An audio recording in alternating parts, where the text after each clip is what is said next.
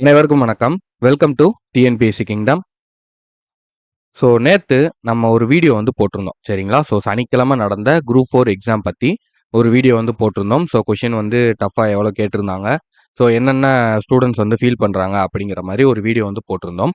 So அந்த video முடிஞ்சதுக்கு அப்புறம் நம்மளுக்கு வந்து ஒரு ஸ்டூடெண்ட் வந்து கால் பண்ணாங்க சரிங்களா? ஸோ அந்த வீடியோ போட்டதுக்கு அப்புறம் ஸோ அவங்க வந்து என்ன கேட்டாங்க அப்படின்னா, சரி ஓகே சார், நீங்கள் வந்து பாசிட்டிவாக வந்து ஸ்டார்ட் பண்ணுங்க அப்படிங்கிற மாதிரி சொல்கிறீங்க. ஆனா வந்து நான் வந்து 12த் தான் சார் படிச்சிருக்கேன். நான் குரூப் 4 மட்டும் தான் வந்து நம்பி இருந்தேன். நான் மத்த எக்ஸாம்ஸ் வந்து ப்ரிப்பேர் பண்ணல. நான் குரூப் 4 மட்டும் தான் என்னால எழுத முடியும். நான் இத மட்டும் தான் நம்பி இருந்தேன். ஸோ அதுவும் வந்து நம்மளுக்கு இப்படி கைவிட்ட மாரி ஆயிருச்சு. ஸோ கொஸ்டின் வந்து ரொம்ப டஃப்பா கேட்டாங்க. சிலபஸ் ஒண்ணு குடுத்துட்டு, கொஸ்டின் ஒண்ணு கேட்டாங்க. ஸோ இப்ப எப்படி வந்து இப்ப டிஎன்பிஎஸ்சிய இதுக்கு மேல வந்து நம்பலாமா? இதுக்கு மேல வந்து இத வந்து கன்டினியூவா நாங்க படிக்கலாமா? அ அடுத்த வருஷம் வந்து குரூப் 4 வந்து நடக்குமா? அடுத்த எக்ஸாமுக்கு நாங்க ப்ரிப்பேர் பண்ணலாமா? வேணாமா? இல்ல அடுத்துமே வந்து இதே மாதிரி சிலபஸ்ல ஒண்ணு குடுத்துட்டு, கொஸ்டின்ல ஒண்ணு குடுத்து ஏமாத்துவாங்களா? அப்படிங்கிற மாதிரி அவங்க வந்து கேட்டிருந்தாங்க. சரிங்களா? ஸோ நானும் அவங்களுக்கு வந்து இல்ல அப்படிங்கிற மாரி பாசிட்டிவா நெறைய விஷயங்கள் சொன்னேன். ஸோ அதுக்கப்புறம் நான் அவங்கள்ட்ட ஒரு கேள்வி ஒண்ணு கேட்டேன். இது என்ன அப்படின்னா, சரி ஓகே, இப்ப டிஎன்பிஎஸ்சில இப்படிலாம் இருக்கு அப்படின்னு சொல்றீங்க. சரி இத விட்டுட்டு நீங்க போயிட்டீங்கன்னா என்ன பண்ணுவீங்க? ஸோ டிஎன்பிஎஸ்சிய விட்டுட்டு நீங்க இப்ப அடுத்து என்ன பண்ண போறீங்க? அப்படின்னு நான் அவங்கள்ட்ட கேட்கும்போது, அவங்கள்ட்ட வந்து பதிலே இல்ல. சரிங்களா? ஸோ அவங்கனால வந்து அதுக்கான பதில் வந்து சொல்ல முடியல. ஸோ இத பார்த்துக்கிட்டு இருக்கிற உங்கனாலயும் வந்து எத்தன பேர்னால பதில் சொல்ல முடியும் அப்படிங்கிறது எனக்கு தெரியல. சரிங்களா? ஸோ எத்தன பேர்ட்ட ஒரு சரியான பதில், ஒரு உறுதியான பதில் இருக்கும் அப்படிங்கிறது வந்து தெரியல. இப்போதைக்கு ஒரு கோவத்துல, ஒரு வருத்தத்துல வேணா வந்து நம்ம வந்து சொல்லலாம். சரியா? நான் வந்து ஏதோ ஒண்ணு பண்ணிக்கிருவேன். நான் இது பண்ணிக்கிறேன், அது பண்ணிக்கிருவேன் அப்படின்னு வந்து சொல்லலாம். ஆனால் நீங்களே விட்டாலும் டிஎன்பிஎஸ்சியும் இந்த காம்படிட்டிவ் எக்ஸாம்ஸும் உங்கள விடாது. சரியா? ஏன்னா, நீங்க இதுதான் உங்களுடைய வாழ்க்கை அப்படின்னு சொல்லி நீங்க உள்ள வந்துட்டீங்க. சரியா? நான் இங்க வந்து ரியலா ப்ரிப்பேர் பண்ற ஆஸ்பிரண்ட்ஸ மட்டும் தான் பத்தி பேசிட்டு இருக்கேன். சரியா? ஸோ சும்மா இந்த எக்ஸாம் நோட்டிஃபிகேஷன் விட்டதுக்கப்புறம் 1 மாசம், 2 மாசம் சரியா?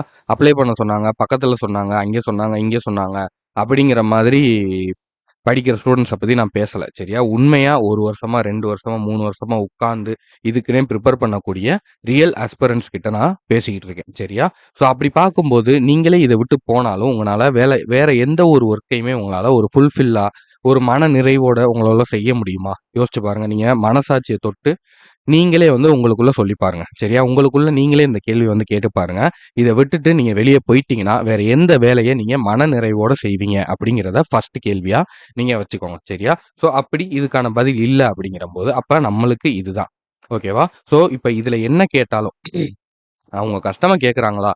அதாவது ஒருத்தவங்க நம்மள அடிச்சுட்டாங்கன்னு வைங்களேன், அந்த இடத்துல நம்ம கோவப்பட்டு நம்ம அவங்கள திருப்பி அடிக்கிறத விட, அவங்க திரும்ப நம்மள அடிக்கவே, நம்மள தொடவே முடியாத அளவுக்கு நம்ம வந்து வளர்ந்து காட்டணும்.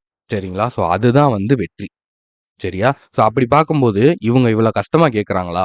அடுத்த எக்ஸாம் இதையே வந்து நம்ம அடிச்சு கிளியர் பண்ற மாரி நம்ம வந்து ப்ரிப்பேர் ஆவோம். சரியா? ஸோ அதுக்கு எங்கள மாரி ஏகப்பட்ட அகாடமிஸ் வந்து இருக்காங்க. சரியா? ஸோ அவங்க வந்து அவங்க சைட்லருந்து ஹெல்ப் பண்ணுவாங்க. இருந்தாலும் உங்களுடைய முயற்சியும் வந்து அதிகமா தேவைப்படும். ஸோ நம்ம சேனல்ல இருந்தும் உங்களுக்கு ஃபுல் சப்போர்ட் வந்து இருக்கும். சரியா? ஸோ அதனால எத பத்தியும் நீங்க வந்து கவலைப்படாம, எத நினைச்சும் வந்து நீங்க குழம்பாம, அடுத்த எக்ஸாமுக்கு தைரியமா, போல்டா ப்ரிப்பேர் பண்ண ஸ்டார்ட் பண்ணுங்க. சரியா? ஸோ எத பத்தியுமே வந்து யோசிக்காதீங்க. ஸோ எந்த குழப்பமும், எந்த தயக்கமும் வந்து வேணாம். சரியா? 2026ல மேக்ஸிமம் குரூப் 4 நடக்கிறதுக்கான வாய்ப்புகள் வந்து இருக்கு.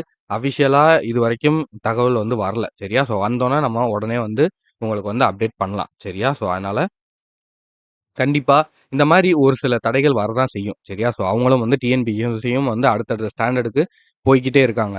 ஸோ ஃபில்டர் பண்றதுக்காக கொஸ்டின்ஸ் வந்து டஃப்பா செட் பண்றாங்க.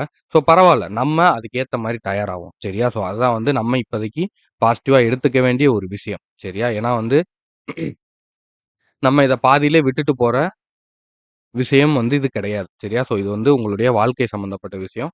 ஸோ அதனால இத வந்து நீங்க ரொம்ப தெளிவா தான் வந்து ஹேண்டில் பண்ணணும். ஸோ அவசரப்பட்டு எந்த ஒரு முடிவும் வந்து எடுக்காதீங்க. எந்த ஒரு தவறான முடிவும் வந்து எடுக்க வேணாம் அப்படிங்கிறதுக்காக தான் இந்த ஒரு வீடியோ. சரியா? ஸோ எதுவுமே வந்து இதுவும் கடந்து போகும் அப்படிங்கிற மாதிரி, இந்த கஷ்டமும் கொஞ்ச நாளைக்கு தான் அப்படிங்கிற மாரி நெனச்சுட்டு நீங்க எந்திரிச்சு ஓட ஆரம்பிங்க. ஓடிக்கிட்டே இருங்க. ஓய்வு எடுக்காதீங்க.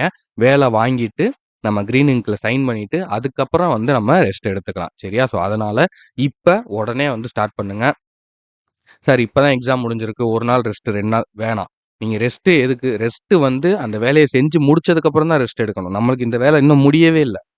சரியா? ஸோ நம்ம கிளியர் பண்ணி போய் போஸ்டிங் வாங்கி உள்ள உட்கார்ந்தா தான் இந்த வேலைய வந்து நம்ம முடிச்சுட்டோங்கிறது அர்த்தம். சரியா? ஸோ நம்ம இன்னும் எக்ஸாமே வந்து கிளியர் பண்ணிட்டோமா அப்படிங்கிறது தெரியல. ஸோ இப்படி இருக்கும்போது நம்ம இங்க ரெஸ்ட் எடுக்க வேண்டிய அவசியம் நம்மளுக்கு கிடையாது. ஸோ தொடர்ந்து படிச்சுக்கிட்டே இருங்க. நீங்க போடுற உழைப்பு, நீங்க எடுக்கிற புத்தகம் உங்கள என்னைக்குமே கைவிடாது. சரியா? ஸோ அத மட்டும் நீங்க வந்து நம்புங்க. டிஎன்பிஎஸ்சி கைவிடுது, கைவிடல அது வேற. சரியா? ஸோ அந்த டாபிக் உள்ள நம்ம வர வேணாம்.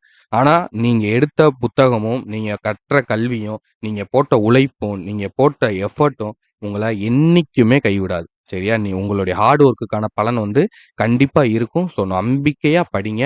எந்த விதமான தயக்கமும் வந்து வேணாம்.